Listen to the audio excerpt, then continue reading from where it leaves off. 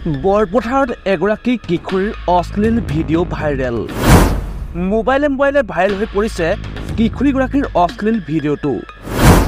বলপূৰ্বকভাৱে অনৈতিক কাৰ্যত লিপ্ত কৰোৱাৰ অভিযোগ এগৰাকী যুৱকৰ বিৰুদ্ধে। সি মোক ভাবুকি দিয়ে, তাৰপিছত ভাল পোৱা মই ভাল নাপাওঁ বুলি কওঁ তাক, সি মোক ভাল পাবলৈ জোৰ বস্তি কৰে। তাৰপিছত মই তাক ভাল পালোঁ।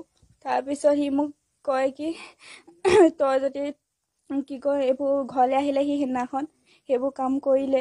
তাৰপিছত মাও নাছিলে ঘৰত, অকল দেউতা আছিলে। তাৰপিছত দেউতা অলপ শুই গ'ল, দেউতা গধূলি সময়ত। তাৰপিছত মই গম পোৱা নাছিলোঁ যে সি মোৰ লগত এইবোৰ এনেকুৱা কৰিব। অহাৰ পিছত সি মোক জোৰ বস্তি কৰিলে, মই কাকো চিঞৰিও ক'ব নোৱাৰা হ'লোঁ।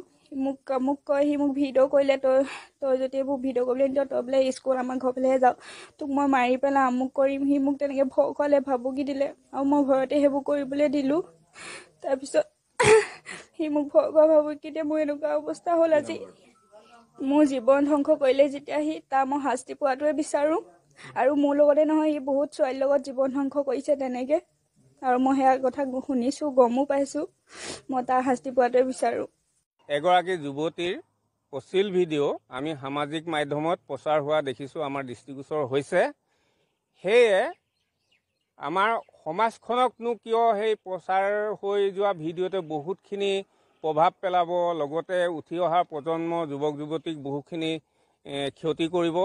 সেয়ে আজি সমূহ ২ নং ১ নং তামুলী গাঁৱৰ ৰাইজ তথা গাঁওবুঢ়া আৰু আমি গাঁওৰক্ষী বাহিনী হৈ থানাত এজাহাৰ দাখিল কৰা হৈছে।